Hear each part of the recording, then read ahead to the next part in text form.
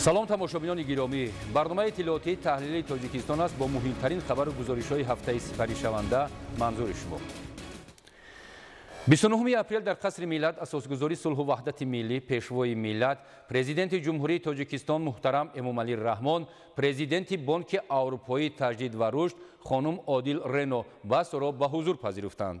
Дар вохӯри раванди татбиқи лоиҳаҳои аз ҷониби Бонки Аврупои таҷдид ва рушд маблағгузоришаванда дар соҳаҳои гуногуни иқтисодӣ ва иҷтимоии кишвар, хусусан дар таҳкими низоми молиявӣ, рушди бахши хусусӣ, соҳаҳои нақлиёт, энергетика, обтаъминкунии аҳолӣ ва беҳсозии сифати хизматрасониҳои коммуналӣ баррасӣ шуд. Президенти мамлакат муҳтарам Эмомалӣ Раҳмон ба роҳбарияти бонк барои робитаҳои пайваста ва судманд давоми 30 соли ҳамкорӣ сипос гуфта, таъкид доштанд, ки мо сатҳи имрӯзаи ҳамкориамонро бо бонк баланд арзёбӣ менамоем ва ҷиҳати ноил гардидан ба ҳадафҳои олии рушди кишвар аз он умедвориҳои калон дорем.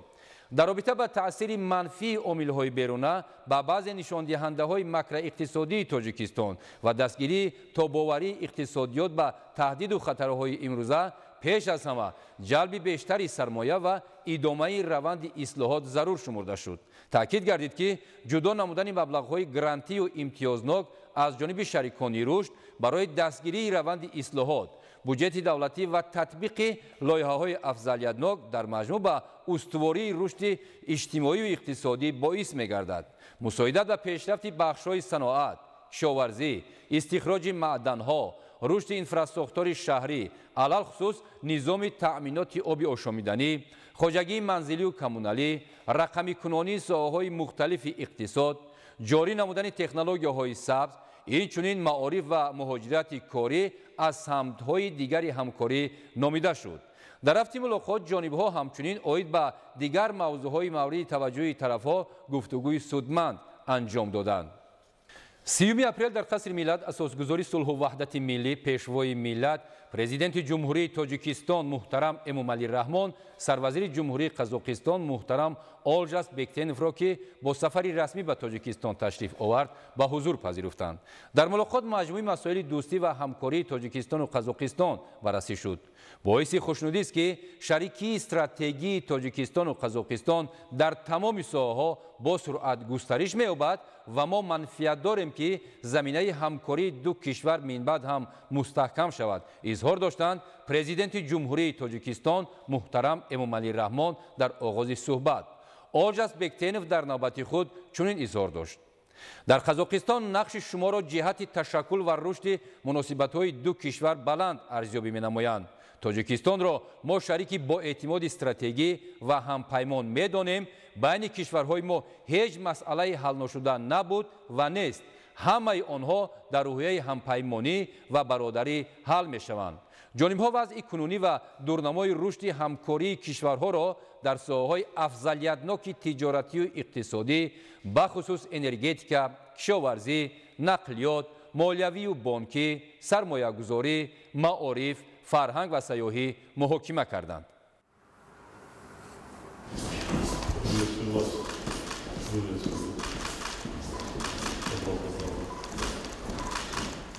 Уважаемый Олжас Абаевич, приветствую вас в Таджикистане. Еще раз искренне приветствую вас. Рад нашей встрече. Поздравляю вас с назначением на должность премьер-министра.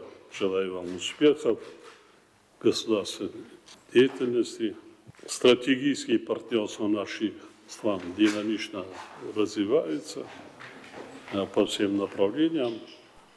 Расширяются торгово-экономические и культурно-гуманитарные связи. Мы тесно сотрудничаем в области безопасности и в других сферах взаимных интересов. Дальнейшее укрепление взаимоотношений с Казахстаном является приоритетом внешней политики Таджикистана. Сегодня я хотел бы обсудить с вами их состояние и перспективы. Желаю вам приятного пребывания на таджикской земле. Глубоко уважаемый Эмомали Шарипович, в первую очередь разрешите поблагодарить вас за радушный прием, за возможность быть принятым вами. Позвольте передать самые наилучшие пожелания и приветствия от президента Казахстана Касым-Жомарта Кемелевича Токаева. Пользуясь случаем, хотел бы выразить вам благодарность за оказанную братскую помощь в связи с масштабными паводками в нашей стране. В Казахстане высоко ценят ваш личный вклад в становление и развитие наших отношений. Мы рассматриваем Таджикистан как надежного стратегического партнера и союзника. Между нашими странами не было и нет никаких неразрешенных вопросов. Все решается в духе союзничества и братства. Весьма символично, что именно в год 30-летия установления дипломатических отношений между нашими странами в прошлом году состоялись два ваших знаковых, очень важных визита в нашу страну. Декларация о союзническом взаимодействии открыла новую веху в летописи двусторонних отношений. Беспрецедентные по масштабу Дни культуры Таджикистана в Казахстане стали очень яркой страницей в нашем культурно-гуманитарном сотрудничестве. Мы уделяем очень большое внимание развитию торгово-экономического сотрудничества между нашими странами. Вами и Касым-Жомартом Кемелевичем поставлена задача по наращиванию товарооборота и доведению его как минимум до $2 миллиардов, то есть двукратное увеличение. И мы с таджикскими коллегами, с таджикским правительством будем над этим очень предметно работать. Мы придаем особое значение предстоящему государственному визиту президента Казахстана в Таджикистан. Готовимся к нему, чтобы он стал действительно очень таким важным, содержательным. варзиш дар тоҷикистон ба шарофати дастгириҳои асосгузори сулҳу ваҳдати миллӣ пешвои миллат президенти ҷумҳурии тоҷикистон муҳтарам Эмомалӣ Раҳмон дар даврони соҳиби истиқлолӣ рушд ёфта нақши муҳим касб намуд. варзиш қосиди сулҳ ва муттаҳидкунандаи насли наврасу ҷавон маҳсуб ёфта дар баробари тақвияти қувваи ҷисмонӣ ва тану рӯҳи солим инчунин боиси дур шудани ҷавонон аз амалҳои номатлуб мегардад. мавриди зикр аст ки ҳукумати ҷумҳурии тоҷикистон ба варзиш диққати махсус зоҳир намуда барои ҷалби бештари ҷавонону наврасон ба варзиш дар маҳал низ ба бунёди майдончаҳои варзишӣ ва такмили инфрасохтори иншооти соҳа талош ба харҷ медиҳад. ёдовар мешавем ки бо дастгирии раиси шаҳри Душанбе муҳтарам Рустами Эмомалӣ ва Федератсияи ҷудои Тоҷикистон бори аввал аз 3 то 5 майи соли 2024 дар пойтахти Тоҷикистон мусобиқаи байналмилалии ҷудо Душанбе Гранд Слам 2024 доир гардида истодааст. бояд гуфт ки пеш аз бозиҳои олимпии Париж 2024 барои иштирок дар мусобиқаи Душанбе Гранд Слам 2024 беҳтаринҳои ҷудои ҷаҳон ба Душанбе омада барои дарёфти ҷоизаҳо ва имтиёзҳои олимпӣ талош намуданд. гузориши Юсуф Ғанизода. бори нахуст дар таърихи Тоҷикистони соҳиби истиқлол мусобиқаи байналмилалии Душанбе Гранд Слам 2024 баргузор гардид. ин мусобиқа аз бузургтарин мусобиқаҳои байналмилалӣ ба ҳисоб меравад ки қабл аз баргузории бозиҳои олимпии Париж 2024 дар қалби Тоҷикистони соҳиби истиқлол шаҳри дилорои Душанбе баргузор гардид ва дар он намояндагони 72 давлати 5 қитъаи олам иштирок намуданд. роҳандозии чунин мусобиқаи бонуфуз ва бошукӯҳи байналмилалӣ натиҷаи тадбирандешиҳои пайвастаи асосгузори сулҳу ваҳдати миллӣ пешвои миллат президенти ҷумҳурии Тоҷикистон муҳтарам Эмомалӣ Раҳмон ва раиси маҷлиси миллии маҷлиси олии ҷумҳурии Тоҷикистон раиси шаҳри Душанбе муҳтарам Рустами Эмомалӣ нисбат ба рушди соҳаи варзиш ва тарбияи ҷисмонӣ дар мамлакат мебошад. соли гузашта дар ҳамин толори муҳташами варзишӣ Гран-при Душанбе 2023 баргузор гардида буд ки дар Гран-при Душанбе 2023 варзишгарони тоҷик ба хотири ҳимояи шарафи миллату давлати худ ба гирифтани 7 медал мушарраф гардида буданд. дар Душанбе Гранд Слам 2024 ки бори нахуст дар Душанбе баргузор гардид, варзишгарони тоҷик боз ҳам аз худ маҳорати баланди варзишӣ нишон дода медалҳои тилло, нуқра, биринҷиро ба даст оварданд ва холҳои худро тамоми иштирокчиёни ин мусобиқаи байналмилалӣ барои феҳристи ҷаҳонии ҷудо ва иштирок дар бозиҳои олимпии Париж 2024 зиёд намуданд. дар байни дигар варзишгарон дар рӯзи аввали душанбе гранд-слам 2024 варзишгарони тоҷик пешдаст буданд ва бо маҳорати баланди варзишии худ тамоми мухлисони ҷудоро хушнуд намуданд. намояндагони дастаҳои хориҷӣ низ барои иштирок дар ин мусобиқаи бонуфуз омодагии ҷиддӣ дида рақобатҳои ҷолиб анҷом доданд. дурахши тобноки ҷудочиёни тоҷик дар душанбе гранд-слам 2024 ҳама мухлисонро ба ҳайрат овард. аз ҷумла Обид Ҷебов, Муҳаммад Солеҳ Қувватов, Муллораҷаб Халифаев, Ҳақдод Гулов, Беҳрӯз Хоҷазода, Темур Раҳимов, Комроншоҳ Устопирён, Абубакр Шеров ва дигар варзишгарон маҳорати баланди варзишӣ нишон дода бо талоши ҳамешагӣ барои пирӯзӣ шарафи миллату давлати худро ҳимоя намуданд. варзишгари маъруфи тоҷик Муҳаммад Солеҳ Қувватов дар мусобиқаи байналмилалии душанбе гранд-слам 2024 бо маҳорати баланди варзишӣ ба гирифтани медали тилло мушарраф гардид ва ба ифтихори ин ғолибияти ӯ суруди миллии Тоҷикистон садо дода парчами давлатии Тоҷикистон баланд бардошта шуд.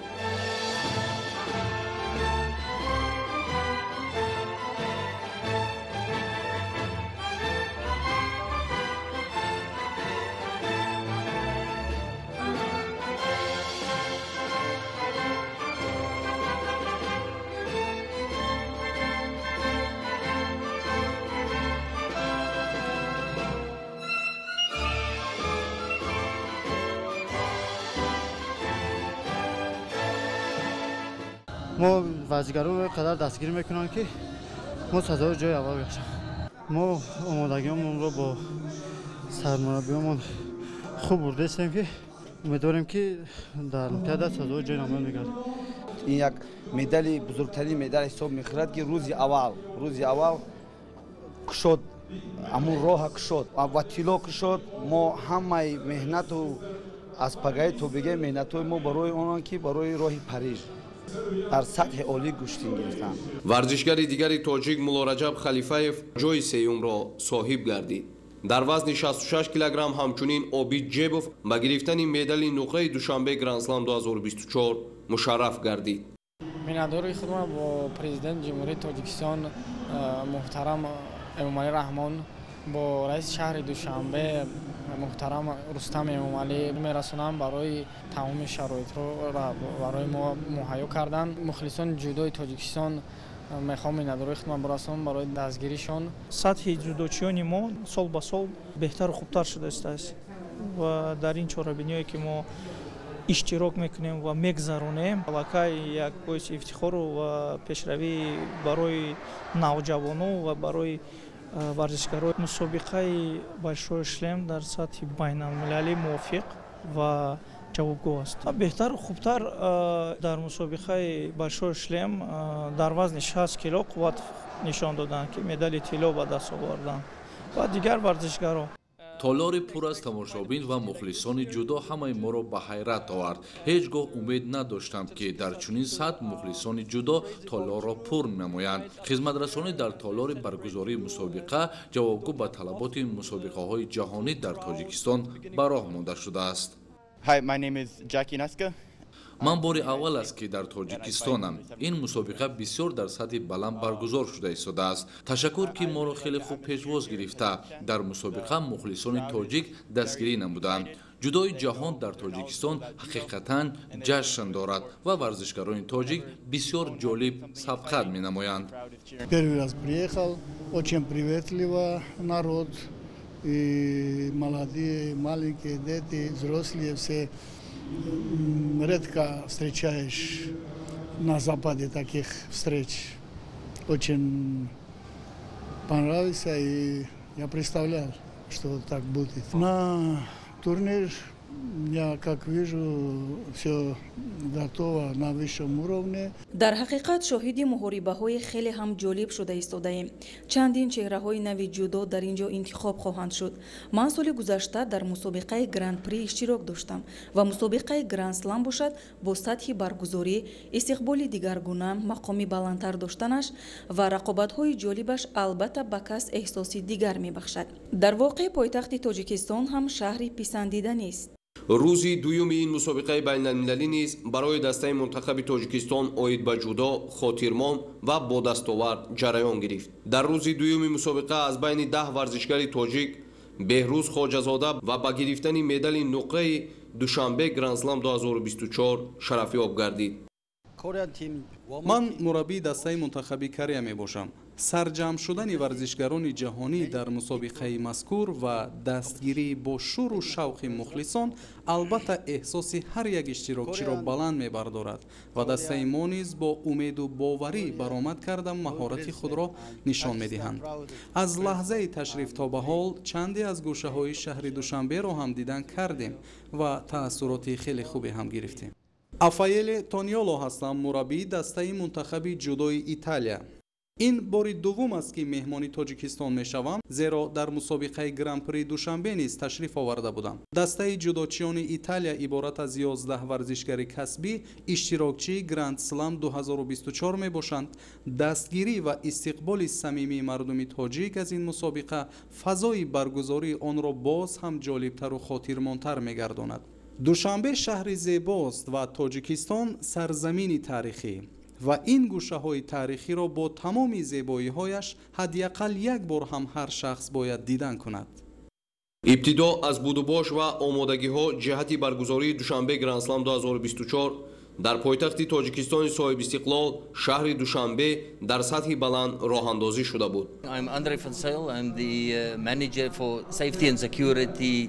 дуруд, ман Андре Фелсевел, менеҷер оид ба бехатарӣ ва амният дар Федератсияи байналмилалии ҷудо ва вобаста ба салоҳияти худ аз аввалин лаҳзаҳое ки мушоҳида намудам, ҳам аз лиҳози бехатарӣ, тозагӣ, шароити баргузорӣ ва умуман аз ҳама лиҳоз барои тамоми иштирокчиён омодагиҳои сатҳи баланд дида шудааст. На танҳо дар ин иншооти варзишӣ, балки омодагиҳои баланди ҳамаҷониба аз фазои шаҳр низ маълум аст. В Душанбе я был 40 лет назад, это времена еще были советские. Ну, честно сказать, настолько изменения хорошие, что город практически как европейский, современный, ухоженный, зеленый, чистый. И люди такие приветливые, добрые. И, честно сказать, я много езжу, меня это поразило, потому что настолько уровень расположения. В советское время, когда мы были, вы знаете же, все страны типичные, стандарт, строительство, микрорайоны, дома. А сейчас очень-очень я был поражен. Практически вот из 15 республик Душанбе один из тех, который на 80-90% изменился в лучшую сторону. Что касается Гранд-слама, это является предпоследним у нас, предолимпийский старт, поэтому было очень важно приехать и выступить. И в плане организации я посмотрел, как приветствовали вот, нас, было очень приятно. И видно, что люди, народ любит дзюдо. Вот посмотрите, здесь 10:30 утра, зал полный, такое редко где бывает.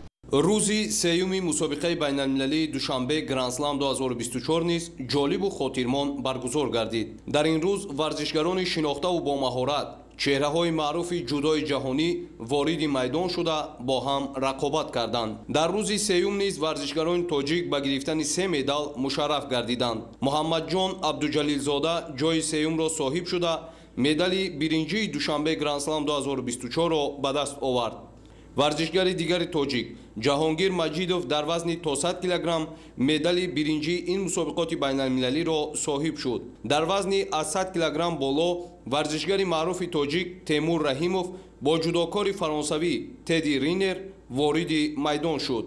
дар ин рақобат Темур Раҳимов аз рақиби худ шикаст хӯрда медали нуқраро ба даст овард. дар маҷмӯъ дар мусобиқаи бонуфузи байналмилалии Душанбе Гранд-слам 2024 варзишгарони тоҷик бори нахуст дар даврони соҳибистиқлолии мамлакат дар сайри ҷаҳонии ҷудо ба гирифтани 7 медал, аз ҷумла 1 медали тилло, 3 медали нуқра ва 3 медали биринҷӣ мушарраф гардиданд. аз шукӯҳи ин мусобиқа толори муҳташами қасри теннис ва маҷмаи варзиши обии Душанбе пур аз тамошобин шуда буд. дар баробари ин мухлисон ҷараёни Душанбе Гранд-слам 2024-ро тавассути мониторҳои калон дар атрофи макони баргузории мусобиқа ва дигар гӯшаву канори шаҳри Душанбе тамошо намуданд. Честно, я очень удивлен. Здесь столько зрителей, прям очень сильная атмосфера. Не ожидал, что настолько любят дзюдо в Таджикистане. Прям организация на высшем уровне, очень сильно мне нравится. Вот так много зрителей давно не видел на турнирах, очень много зрителей. Прям очень интересно здесь бороться. Ну, здесь вообще на этом уровне слабых нету, здесь все очень сильные, так что здесь на этом уровне побеждает тот, кто лучше готов в конкретный момент и кто больше настроился. Поэтому здесь всегда 50 на 50. Ты должен быть на голову сильнее, только чтобы здесь уверенно выигрывать. Не, в Таджикистане впервые мне очень понравилось. Очень красивый город, Душанбе, прям очень атмосферно. варзишгарон дар баробари медал ва ҷоизапулӣ ба даст овардан ҳамзамон холҳои худро дар феҳристи ҷаҳонии ҷудо ва барои рохат дар бозиҳои олимпии Париж 2024 зиёд намуданд. Бори аввал аст ки дар пайравӣ ба иқдомҳои созандаи асосгузори сулҳу ваҳдати миллӣ, пешвои миллат, президенти ҷумҳурии Тоҷикистон муҳтарам Эмомалӣ Раҳмон ва бо дастгирии раиси маҷлиси миллии маҷлиси олии ҷумҳурии Тоҷикистон, раиси шаҳри Душанбе муҳтарам Рустами Эмомалӣ дар мамлакат мусобиқаи бонуфуз Душанбе Гранд-слам 2024 баргузор шуд ки дар он намояндагони 72 давлат аз 5 қитъаи олам иштирок намуданд. роҳандозии чунин мусобиқаи бонуфузи ҷаҳонӣ шаҳодати рушди варзиши намуди ҷудо дар Тоҷикистони соҳибистиқлол буда ба музаффарияти варзишгарони тоҷик ва парафшонии парчами давлатии Тоҷикистон дар мусобиқаҳои байналмилалӣ аз ҷумла бозиҳои Олимпии Париж 2024 ва чемпионати ҷаҳон оид ба ҷудо замина мегузорад. 2 май маҷмӯаи умумии Созмони Милали Муттаҳид ташаббуси навбатии асосгузори сулҳу ваҳдати миллӣ, пешвои миллат, президенти ҷумҳурии Тоҷикистон муҳтарам Эмомалӣ Раҳмонро оид ба эълон намудани рӯзи байналмилалии морхӯр тариқи қаъдномаи дахлдор якдилона қабул намуд. қаъднома аҳамияти бартараф намудани камшавии бесобиқаи ҷаҳонии гуногунии биологиро эътироф карда, ҳифз ва нигоҳ доштани макони зисти табиии морхӯрро ҳамчун зарурати экологӣ таъкид намудааст. дар он инчунин аҳамияти ҳамкории байналмилалӣ ва минтақавӣ оид ба ҳифзи морхӯр, эътирофи ташаббусҳои миллӣ ва минтақавие ки аллакай татбиқ мешаванд таъкид карда шудааст. бо қабул гардидани қаъдномаи мазкур рӯзи 24 май ҳамчун рӯзи байналмилалии морхӯр эълон гардид. ҳамчунин дар санади мазкур аҳамияти конфронси нуҳуми ҷаҳонӣ оид ба ҳайвоноти сумдори кӯҳӣ ки аз 12 то 15 октябри соли 2024 дар Душанбе баргузор мегардад таъкид шудааст. минбаъд ҳамасола дар ҷаҳон 24 май рӯзи байналмилалии морхӯр ё бузи пармашох таҷлил карда мешавад. қаъднома дар ин бора дар асоси пешниҳоди асосгузори сулҳу ваҳдати миллӣ, пешвои миллат, президенти ҷумҳурии Тоҷикистон муҳтарам Эмомалӣ Раҳмон аз ҷониби маҷмӯаи умумии Созмони Милали Муттаҳид қабул карда шуд. қабули пешниҳоди навбатии роҳбари давлати мо аз ҷониби ҷомеаи ҷаҳон аз обрӯ ва нуфузи рӯзафзуни Тоҷикистони соҳибистиқлол ҳамчун давлати ташаббускор дар арсаи байналмилалӣ шаҳодат медиҳад. қаъдномаи мазкур аҳамияти ҳамкории байналмилалӣ ва дар ҳамин замина зиёд кардани саршумори морхӯр, ҳифз ва нигоҳдошти макони сукунати ин ҳайвони нодир, эътирофи ташаббусҳои миллӣ, баргузории конфронси нуҳуми ҷаҳонӣ оид ба ҳайвоноти сумдори кӯҳӣ дар шаҳри Душанбе ва дигар тадбирҳоро фарогир аст.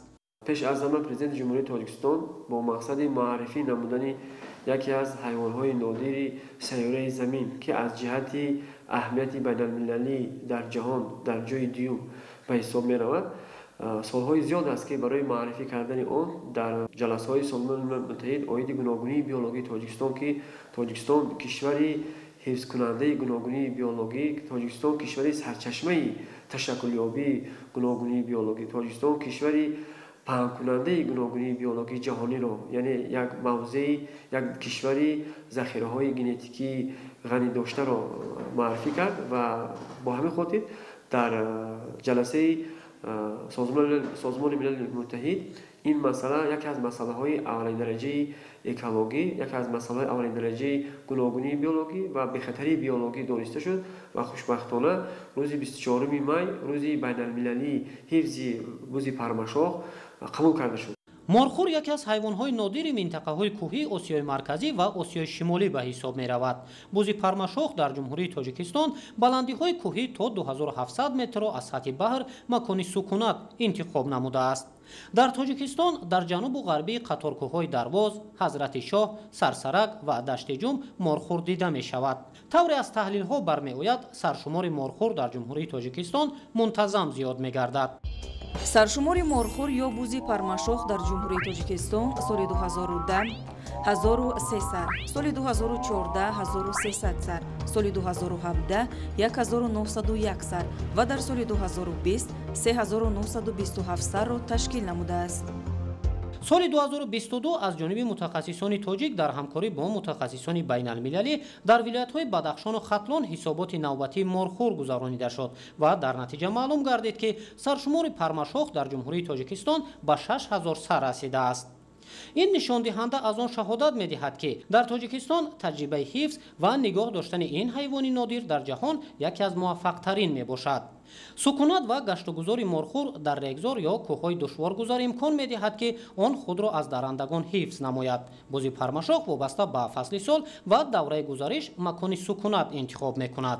бузои нарина боло мераванд. бузои модинаи сабабе ки мақсад чӣ шидагиянд, бордор шидагиянд, вазминан мисол боло намераванд. баъд барое ки амун насл дар ин чида ҳаво ки гарм мешава, паланг боло мерава, қобу ҳам поёнда нестанд, ҳамаи ҳами чизои ҳами мақсад даранда ва чӣ боло мерава. ҳай ҷаб бехайфе барои мисол хайф хатар нест барои наслша гузоштан. ба ҳамин сабаб дар ҳамин наздикӣ чӣ раҳда сатҳи баҳр 1100-1200 метрда наслша мегузора.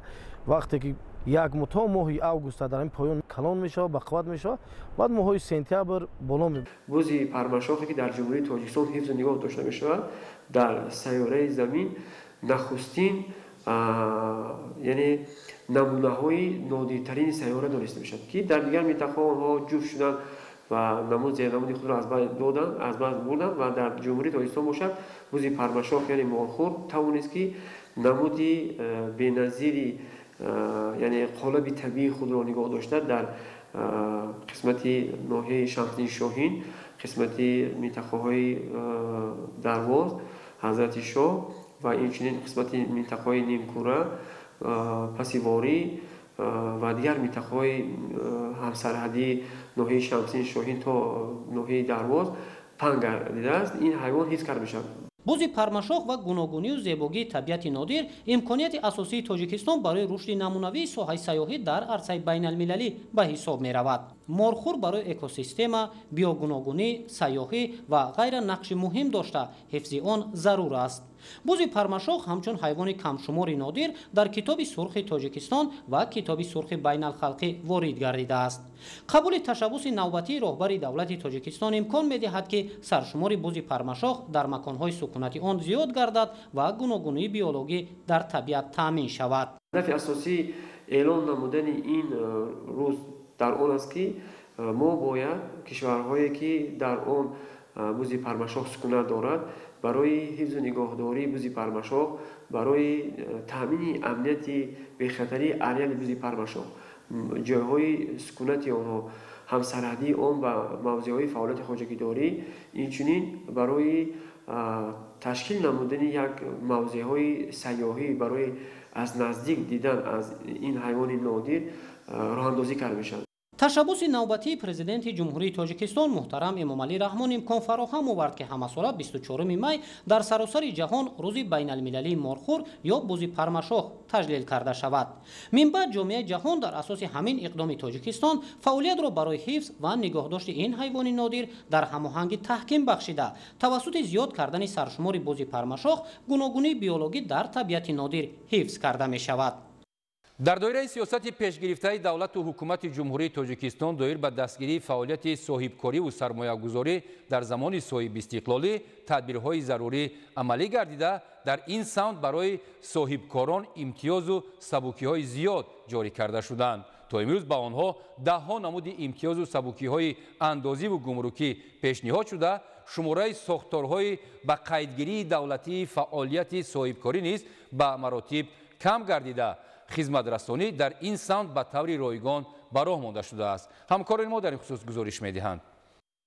рушди соҳибкорӣ, беҳтар намудани фазои сармоягузорӣ ва мусоидати ҳамаҷониба ба он вазифаи асосии аввалиндараҷаи ҳукумати мамлакат буда, аз тарафи ҳукумат дар ин самт тадбирҳои зарурӣ андешида шуд, ки ин ба зиёд шудани шумораи соҳибкорон ва субъектҳои хоҷагидорӣ оварда расонд.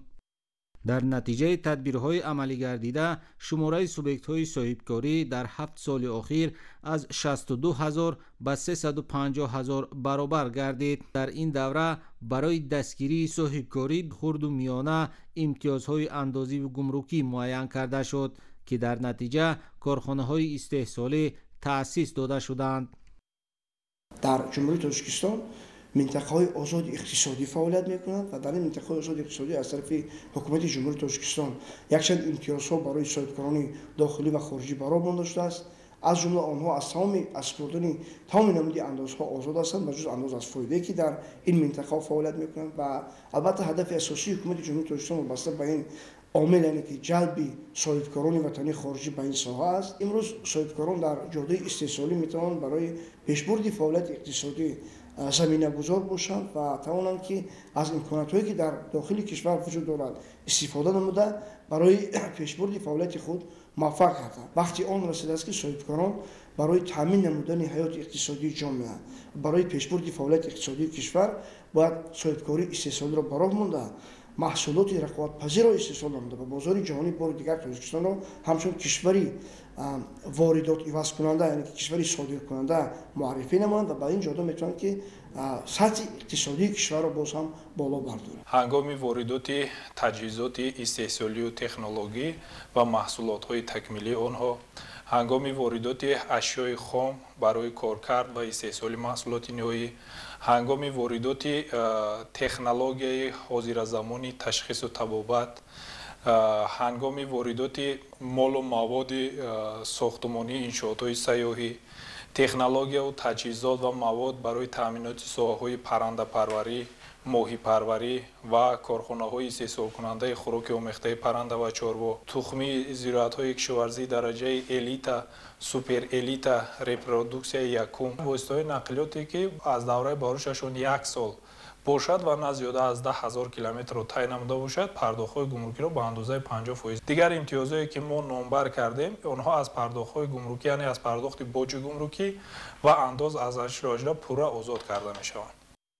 бо мақсади боз ҳам рушд додани соҳибкорӣ ва ҳавасмандсозии соҳибкорон, ҷалби бештари сармоя пеш аз ҳама ба имтиёзҳои андозиву гумрукӣ вобастагӣ дорад.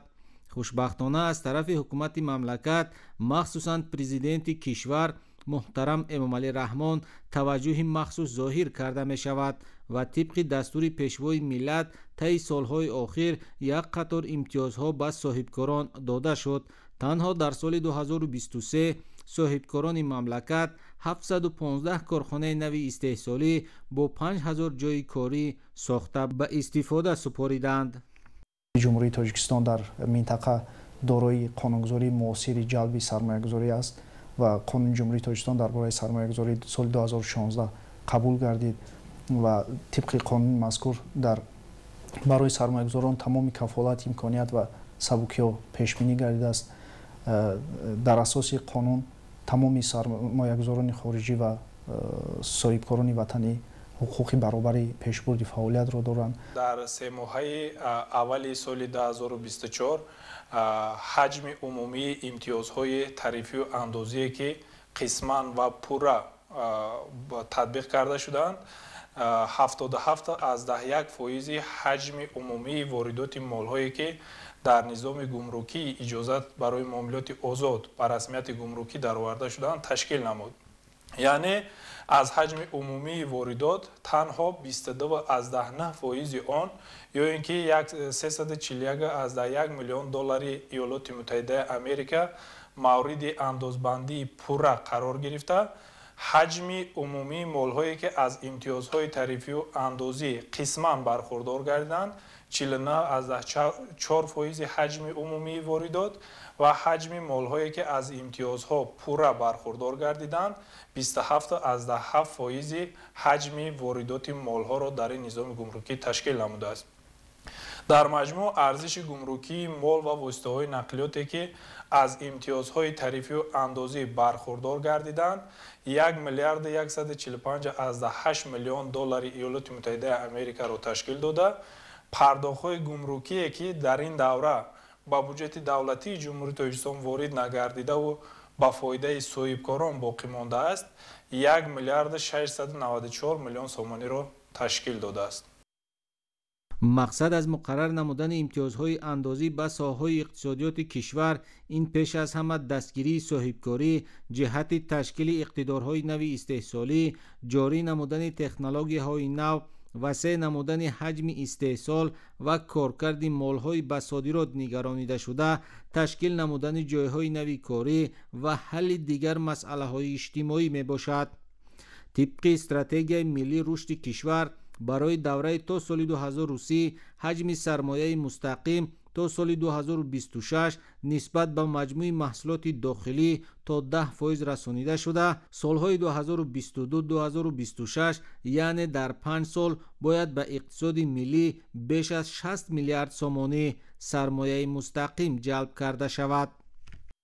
таи солҳои охир дар раванди саноатикунонӣ бо суръати мамлакат дар баробари таъмини бозори дохилӣ, содироти молу маҳсулоти корхонаҳои саноатии вилояти Суғд ба хориҷи кишвар афзоиш ёфта, ҷиҳати тақвияти ҳамкории минтақавӣ ва байналмилалӣ дар самти содирот ва рушди тиҷорат тадбирҳои муҳим амалӣ карда шуд. аз вилоят ба хориҷи мамлакат асосан маъдан, масолеҳи сохтмонӣ, нахи пахта, маҷмӯи сару либоси тайёр, риштаи пахтагин ва номгӯи зиёди маҳсулоти кишоварзӣ содирот карда мешавад. бо назардошти талаботи бозори ҷаҳонӣ, соҳибкорону сармоягузорон дар шаҳру ноҳияҳои вилоят бо таъсиси коргоҳу корхонаҳои нави саноатӣ талош ба он доранд, ки истеҳсолотро афзоиш бахшида, имконияту иқтидорҳои мавҷударо дар самти коркарди маҳсулоти саноатию кишоварзӣ самараноку оқилона истифода баранд. имрӯзҳо аз вилояти Суғд 100 намуди маҳсулоту мол ба хориҷи мамлакат содирот карда мешавад. маълумоти бештар дар гузориши Абдуваҳоби Абдусаттор. таи солҳои охир дар натиҷаи ба кор даровардани коргоҳу корхонаҳои нави истеҳсолӣ ва истифодаи самараноку оқилонаи замин дар баробари таъмини бозори дохилӣ, содироти молу маҳсулоти саноатию кишоварзӣ ба хориҷи мамлакат афзоиш ёфта, ҷиҳати тақвияти ҳамкории минтақавӣ ва байналмилалӣ дар самти содирот ва рушди тиҷорат тадбирҳои муҳим амалӣ гардид. бо дастгирии ҳукумати ҷумҳурии Тоҷикистон имрӯзҳо корхонаҳои саноатию соҳибкории вилояти Суғд бо доираҳои соҳибкорию сармоягузорӣ ва ширкатҳои истеҳсолии зиёда аз 60 кишвари олам ҳамкории тиҷоратию иқтисодӣ доранд. бо густариш ёфтани ҳамкориҳои тиҷоратию иқтисодӣ пеш аз ҳама ҳаҷми содироти маҳсулот афзоиш меёбад.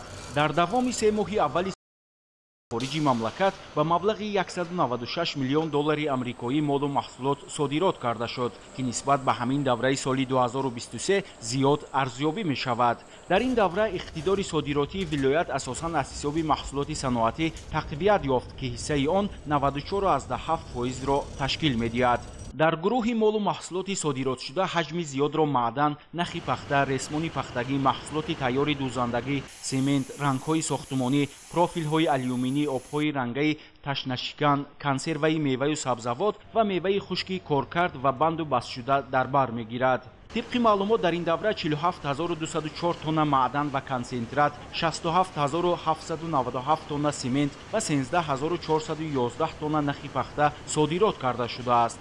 ҳамзамон дар натиҷаи татбиқи ҳадафмандонаи саноатикунонии бо суръати мамлакат дар вилоят нишондиҳандаҳои истеҳсолии соҳаи саноати насоҷӣ беҳтар гардидааст, ки зиёдшавии ҳаҷми содироти ресмони пахтагӣ ва маҳсулоти дузандагӣ аз ҷумла либосҳои муқаррарӣ ва варзишӣ аз он дарак медиҳад. дар давоми 3 моҳи аввали соли равон наздики 1000 тонна ресмони пахтагӣ ва ба ҳисоби 4,4 миллион доллари амрикоӣ маҳсулоти тайёри дузандагӣ аз ҷумла либосҳои варзишӣ ва муқаррарии мардонаю занона ба бозори хориҷӣ бароварда шуд. дар 3 моҳи соли ҷорӣ нишондиҳандаҳо аз он шаҳодат медиҳад, содирот хело афзудааст. асосан молу маҳсулотҳои истеҳсолшавандаи корхонаи саноати вилоят ин با زیاده از 60 منطقه‌های دولت‌های خارجی صادرات به راه مانده شده است که همه از آن شهادت می‌دهد که کارخانه‌هایی که طول سال‌های اخیر در ولایت به فعالیت شروع نمودند همه محصولات آنها واردات عوض کننده میباشد و علاکه این مال و محصولات در عرصه جهانی بازار خود را پیدا نمودند و به یگان ممانعت مال و محصولات خود را به دولت‌های خارجی صادرات نموده ایستادند و با مساعده پالات سودا و صنعت در 3 ماهه سال جاری زیاده از 128 نفر صاحبکاران در نمایشگاه‌های بین‌المللی در جمهوری ترکیه، در جمهوری بلاروس و در جمهوری ازبکستان، قزاقستان اشتراک نمودند که در دایره این نمایشگاه توانستیم مال و محصولات‌های کارخانه‌های استحصالی ولایت را به نمایش گذاریم و زیاده از 35 شرطنامه‌های همکاری به امضا رسید که در اساس این شرطنامه‌ها در آینده ما محصولات خود را به این کشورها صادرات می‌نماییم و برای در آینده تشکیل نمودن کارخانه‌های مشترک علیه گفت‌وشنیدها آغاز گردیده است. به حالت 1 اپریل سالی روان از ولایت سوخت به خارج مملکت 23518 تonna میوه خشک و 360 تonna کنسرو صادرات گردید که در قیاس به همین دوره سال 2023 حجم صادرات میوه خشک 8682 تonna و کنسرو میوه و سبزیجات 86 تonna زیاد میباشد. در این دوره کارخانه‌های استحصالی آبی زلال، سیردریا، صبحی وطن، اسفرافود، برکت اسفره و ده‌ها کارگاه‌های دیگر در اساس طلبات بازار منطقه و جهان حجم صادرات میوه خشکی کارکرد شده، کنسرو میوه و سبزیجات، افشوره و مربا و آب‌های تشنه‌شکن را زیاد نمودند. امروز در شهر اسفره 11 کارگاه و کارخانه‌های بسته‌بند میوه خشک وجود دارند که در دوام 3 ماهه اول از شهر اسفره به مقدار 13000 تن محصولات خشک میوه به خارج کشور صادرات کرده شد. محصولاتی که صادرات می‌گردد برای کارخانه برای صاحبکاران خیلی منفعت آور است، هم از جهت نرخ نوا هم از جهت بازاریابی و دیگر اون امکانات‌ها نشان دهنده‌ای که نشان میدن امروز کارخانه‌ای که محصولات به صادرات نگرانده شده استحصال می‌کنند علاقه بازار خود را پیدا نموده سطح و صفت کاربری خود را به طلبات‌های جهانی براه ماندند و امروز علاقه به نشان دهنده‌های نظررس موفق شدند. کارخانه‌های صنعتی از اون جمله کارخانه‌های بسته‌بند خشک میوه‌ها که زیاده از 40 کارخانه‌ها در ولایت سوخت فعالیت دارد طرز کاربری بندوبست محصولات صفت محصولات خیلی بلند گشته است که امروز علاقه تمام دولت‌های اروپا با این محصولات ما خیلی توجه خاص دارند که هم از جهت صفت هم از جهت بسته‌بند هم از جهت طعم و تمامی طلبات جوابگو میباشد. کارشناسان مسائل اقتصادی تاکید میکنند که در ولایت سوخت جهتی تقویت اقتدار صادراتی امکانیت بیشتر بوده دوام سالهای اخیر با تشکیل اینفراساختور ضروری مرکزهای خدمترسانی لوجستیکی و پیشنهاد امتیاز و سبوکی‌ها رشد سودای خارجی تامین گردید و امروزها صادرات محصولات صنعتی و کشاورزی از ولایت به خارج مملکت افزایش می‌یابد. امروزها از ولایت سوخت در مجموع 100 نمود مال و محصولات به خارج مملکت صادرات کرده می‌شود. تحکیم رابطه‌های تجارتی و اقتصادی با دیگر کشورها با افزایش حجم فروش و خرید مال و محصولات، وارد سرمایه و تکنولوژی، تأسیس کارخانه‌های مشترک، زیاد شدن نامگو و حجم مال و محصولات، برآمدن به بازار جهانی و رشد اقتصادی ملی مساعدت می‌نماید. عبدالوهاب عبدالستار، الیاس باباجان، دلشاد یوسفی، ولایت سوخت برای برنامه تحلیلی و اطلاعاتی تاجیکستان. در دایره تجلیل از جشن 35 سالگی استقلالیت دولتی جمهوری تاجیکستان و تطبیق عملی یکی از هدفهای استراتژی حکومت جمهوری تاجیکستان برآمدن از بنبست کمونیکاسیونی کارهای ساختمانی در دالان ضد ترموی با درازی 550 متر و 4 کیلومتر راه، اینچنین ساختمان پل ماشینگذار با درازی 82 متر با اقتدار باربرداری 100 تنه در بالای دریاچه شرفدره دهه بسیم ناحیه شغنان ولایت مختار کوهستانی بدخشان در راه سطح بین المللی دوشنبه کلاب درواز خاروق قلمه جریان دارد.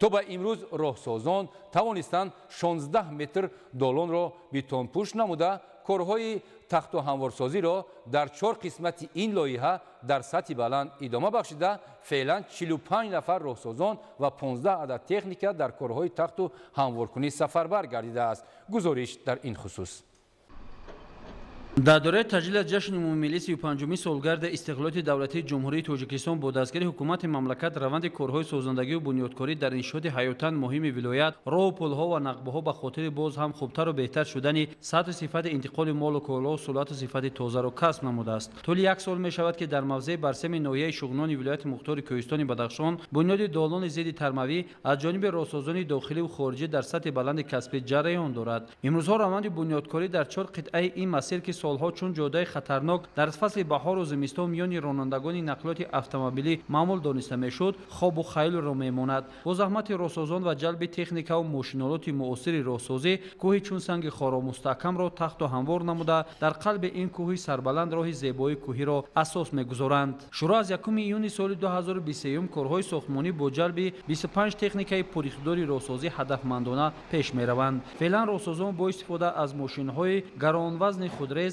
و کشاندن سنگ و شغل و وسیع نمودن راه‌های به دالان‌ها پیوست شونده را سرعت بخشیده ایستادند. پهنایی را بیش از 10 متر را تشکیل نموده از 2 خط حرکت عبارت بوده. بعد به استفاده سپردن این را جاده به درجه سوم تکنیکی داخل می شود. در این کار مسئولیت راهسازان دوچند زیاد بوده. نیت دارند که 4 کیلومتر راه خطرناک را به راهی به راحت و آسانگذر تبدیل دهند. تکنیک و مکانیزم های راهسازی در این قسمت را طبق لایحه کارهای کوهکاری را ادامه بخشیده ایستادند. مورد قید است که کارهای ساختمانی در دوره لایحه بهتر نمودن راههای علاقه منطقوی در آسیای مرکزی تطبیق خواهد گردید. مقصد لایحه این بلندبرداشتن ثمرناک سودای بین سرحدی بین اشتراکچیان اقتصادیات منطقوی و استواری به خطر طبیعی و به خطر اینفراساختور راه‌های علاقه منطقوی میان ولایت‌های سغد و ختلان و شهر و ناحیه‌های ولایت مختار کوهستانی بدخشان میباشد. اگر راهسازان در این قسمت به وسیع‌سازی راه مشغول کار باشند، در قسمت دیگر به پس کردن دامنه کوه‌های آسمانبوس مصروفی کارند، زیرا بنیاد دالان‌های ضد ترموی محض از همین قسمت کوه‌ها گزارده می‌شود. راهسازان با گذراندن کارهای ترکشی و پس کردن قله کوه راهسازی دارند. چون این شاهکاری راهسازان در گذشته خواب و خیال را محض همین است که در زمان آغاز صاحب دولتی با تلاش‌های فرزانه ملت کشوری به 4 پارچه تقسیم شده را به یک دولت واحد تبدیل داده رفت آمد نقلات را در تمام فصل سال و همه شهر و ناحیه‌های دوردست کشوری عزیزمان تاجیکستان تامین نمود. این همه سازندگی‌ها در صحیفه کتاب تاریخ زمان صاحب استقلالی با حرف‌های زرین ثبت می‌گردد. در این مسیر با درازی قریب 550 متر بنیاد دالان ضد ترموی امروزها از ته کرسی شروع گردیده است. علاقه کارهای تخت و هموارکنی و ترکشی بتون خوابانی طبق لایحه انجام یافته ایستاده است. در یک مدت کوتاه علاقه راهسازان کارهای هموارسازی را با موفقیت انجام بخشیده سرعت و صفت کارها را در این قطعه با مسئولیت بلند وطن دوستی اجرا می‌کنند. مدت 1 سال می شود که کارهای ساختمانی در دالان‌های ضد ترموی در موضع برسم ناحیه شغنان با جلب راهسازان جمهوری مردمی چین و راهسازان محلی با سرعت و صفت ادامه دارد و چنانکه که شما ببینید عین حال بیش از 40 نفر ساختمانچیان به کارهای بتون خوابانی در بنیاد دالان ضد ترموی در موضع برسم ناحیه شغنان سرگرم کار هستند و تا به امروز آنها توانستند فیصد زیاد کارهای تخت و هموارسازی را در این مسیر به انجام رسانند. علاقه 16 متر دالان ضد ترموی بتون پوش گردیده است و کارها در این سمت با سرعت ادامه دارند.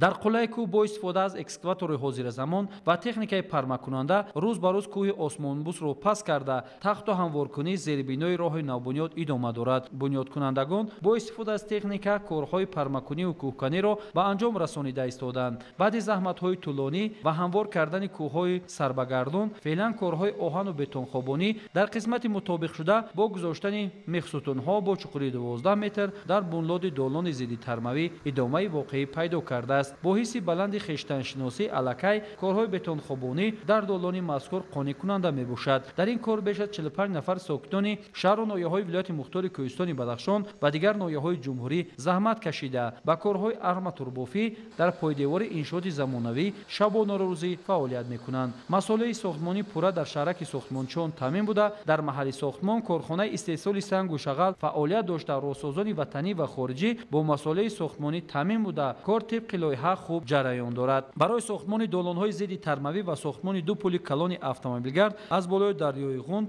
ва шордара беш аз $31 миллион маблағ ҷудо шудааст. муҳлати корҳои бунёдӣ дар ин масир тибқи лойҳа то 30 ноябри соли 2025 яъне 90 рӯзро ташкил медиҳад. дар баробари таҷдиди роҳ ва долонҳои ҳозиразамон бунёди як пули мошингузари зебо бо дарозии 82 метр ва иқтидори борбардориаш 100 тонна аз ду тарафи соҳил идома дошта аллакай 4 сутунпоя гузошта шудааст. бино ба иқрори муҳандисони лойҳа то ба имрӯз 40% корҳои оҳану бетонхобонӣ дар сутунпояҳои пули мошингузар дар қисмати роҳ анҷом пазируфтанд. рӯзҳои наздик ба корҳои таҷдиди оҳану бетонии қисмати болои пул оғоз мекунанд. кӯпруки мазкур дар болои дарёи шордара ҷараён дошта дар ин қисмат низ корҳо бо риояи меъёрҳои пулсозӣ идома карда истоданд. дар пули мошингузар беш аз 20 нафар кормандони соҳибихтисос сафарбар шуданд ки корҳои оҳану бетониро бо риояи меъёрҳои сатҳи ҷаҳонӣ дар ин қисмати роҳи сатҳи байналмилалӣ амалӣ мекунанд. раванди корҳои анҷомдодашуда аз тарафи мутахассисони вазорати нақлиёти ҷумҳурии тоҷикистон пайгирӣ мешавад то лойҳа ҷавобгӯ ба талаботи меъёрҳои замони имрӯз ҷавобгӯ бошад. аз раванди корҳои созандагӣ дар ин қисмати лойҳа бармеояд ки имрӯзҳо муҳандисону сохтмончиён ва корҳои бетонхобонӣ дар даромадгоҳи долони зидди тармавӣ идомаи воқеӣ бахшида то ба имрӯз 16 метр корҳои оҳану бетониро дар болопӯши долони зидди тармавӣ бо сарбаландӣ ба субут расонида кор бо суръати баланд пеш рафта истодааст. дар баробари бригадаи челонгарон қисмати бештари кормандон суръати корҳоро дар пойдевори долон тезонида истоданд то кор тибқи лойҳаи муқарраршуда амалӣ гардад. аз суръату сифати корҳои роҳсозӣ бармеояд ки паймонкор ба корҳои роҳсозӣ дар ин қисмати солҳои сол рӯи таъмир надидаро бо риояи меъёрҳои ҳозиразамон ҷавобгӯ ба итмом расонанд. зеро дар фасли зимистон бинобар фаромадани тарма дар ин қисмати роҳ ба нақлиёти боркашонӣ бештар хисорот расонида автомобилҳои пурборро аз роҳ берун бароварда ҳар лаҳза хатар эҷод мекард. маҳз ҳамин мушкилоти ронандагонро ҳукумати ҷумҳурии тоҷикистон ба инобат гирифта бунёди долонҳои зидди тармавиро дар ин пурӯҷа оғоз бахшид то дар ҳаракати нақлиёти боркашонӣ мушкилоти дигар пеш нахоҳад омад. умеду боварӣ дорем ки бо масъулияти баланди созандагии корҳо агар дар ин қисмат ҳамин гуна суръати тозаро пайдо намояд эҳтимол меравад ки дар фурсати кӯтоҳтарин иншооти муҳим дар ҷодаи сатҳи байналмилалӣ душанбе кӯлоб дарвоз хорух мурғоб хулма мавриди истифода қарор гирифта ҳама мушкилотҳоро аз миён бардошта ба ҳаракати мунтазами нақлиёти автомобилӣ мусоидат хоҳад намуд. бо фароҳам овардани шароити кору фаъолият дар соҳаи кишоварзӣ ва меҳнати пурсамари деҳқонони вилояти хатлон амнияти озуқавории сокинон таъмин гардида сабади истеъмолӣ дар бозорҳои мамлакат ғанӣ гардонида мешавад. ин аст ки ҳамасола сокинони ин водӣ баробари истифодаи заминҳои кушоди корам ҳамзамон ба бунёду истифодаи гармхонаҳои мавсимиву доимамалкунанда диққати хоса зоҳир намуда майдони онро марҳила ба марҳила васеъ менамоянд. ҳамкорамон Самандар Шоев гузориш медиҳад. истифодаи дурусти усулҳои таҷрибаи пешқадам ва саривақт анҷом додани агротехникаи кишту парвариш ба фаровонии ҳосил дар бозорҳои истеъмолии мамлакат мусоидат кардааст. мақсадноку пурмаҳсул истифода намудани қитъаҳои корам аз масъалаҳои муҳим ва умили пешрафти рӯзгори сокинони кишвар дониста шуда дар ин замина кишоварзони мамлакат бахусус вилояти хатлон бо истифода аз таҷрибаи бои кори хоҷагидорӣ ва гирифтани ҳосили фаровон дар таъмини сокинон бо маводи ғизоӣ саҳми назаррас доранд. ҳамасола талаботи сокинон ки бо маҳсулоти тару тозаи барвақтӣ бештар мегардад ин масъала кишоварзонро водор месозад ки бо фароҳам овардани шароиту имконот сол аз сол майдони гармхонаҳои мавсимиву доимуамалкунандаро васеъ намоянд. дар вилояти хатлон дар баробари рушди дигар тамтҳои соҳаи кишоварзӣ инчунин деҳқонони вилоят истифодаи васеъи гармхонаҳоро боиси рӯёнидани ҳосил дар тамоми фасли сол ва таъмини аҳолӣ бо маҳсулотҳои тару тоза дар шаҳру ноҳияҳои вилоят дониста дар бахшҳои ҷамъиятӣ ва хоҷагиҳои деҳқонӣ мувофиқи маълумотҳо соли равон дар майдони 62 гектар гармхонаҳои доимӣ бунёд карданд ва фаъолият дорад. аз ин гармхонаҳо то имрӯз 517 тонна сабзавотҳои барвақтӣ аз ҷумла 179 тонна помидор, 27,4 тонна бодринг ва 312,4 тонна дигар намуди сабзавотҳо истеҳсол карда шуда ҷамъоварии ҳосил аз гармхонаҳои доимуамалкунанда идома дорад. ҳамзамон дар майдони 1327 гектар гармхонаҳои мавсимӣ фаъолият доранд ки назар ба ҳамин давраи соли гузашта 597 гектар зиёд буда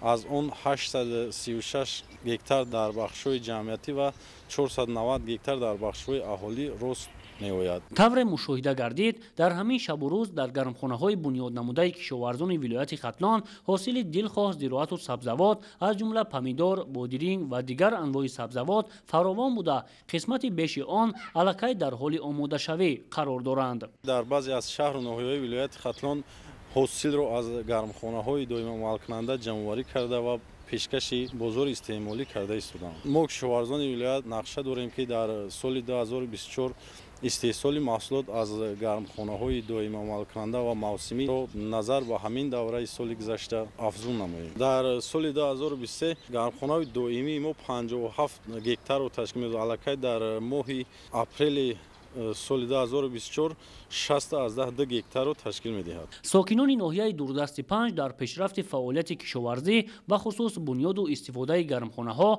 таҷрибаи баланд дошта, ҳамасола аз гармхонаҳои хеш ҳосили дилхоҳ ба даст меоранд ва саҳми онҳоро дар таъмини аҳолӣ бо маҳсулоти тозаи кишоварзӣ ва баланд бардоштани ҳаҷми истеҳсоли маҳсулот муносиб арзёбӣ менамоянд. кишоварзони ноҳия ба масъалаи гармхонаҳо диққати ҷиддӣ дода истоданд. имрӯз дар ноҳия 1.5 гектар гармхонаҳо дар бахши ҷамъиятӣ ва 5 гектари дигар дар бахши аҳолӣ фаъолият карда истоданд ки дар таъмини амнияти озуқавории кишвар саҳми арзанда гузошта истоданд. имрӯз бозори истеъмолии чӣ ноҳия ва чӣ вилоятро бо помидору бодиринг ва дигар маҳсулотҳо таъмин карда истоданд. заҳматкашони ноҳия аз гармхонаҳо истифода бурда манфиати хубе ба даст меоранд. аз ҳамин ҷиҳат таваҷҷӯҳ ба гармхонаҳо рӯз аз рӯз зиёд шуда истодааст. аллакай дар ҳамин ҷамоати деҳотӣ ба номи Кабуд Сайфиддинов анаки чихеле ки мебинем помидор дар арафаи пухта расидан наздик шуда истодааст. аҳли заҳмати ҷамоати деҳоти озодагони ноҳия таи чанд сол аст ки баробари истифодаи заминҳои корами дар ихтиёрдоштаи хеш ҳамзамон бунёди гармхонаҳои замонавиро низ ба таври васеъ ба роҳ монда айни замон ҳосил дар ҳоли омодашавӣ қарор дорад ва бовар доранд ки имсол маҳсули дастранҷи хешро ба таври дилхоҳ ҷамъоварӣ намуда аз аввалинҳо шуда пешкаши бозорҳои вилояту ҷумҳурӣ менамоянд. деҳқони пуртаҷриба Дониёр Гулматов, сокини ҷамоати озодагони ноҳияи 5, аввали моҳи марти соли равон дар гармхонаҳои худ кишти бодирингро ба роҳ монданд ки тавассути дуруст ба роҳ мондани қоидаҳои агротехникӣ айни замон бодиринг ба ҳосил даромада.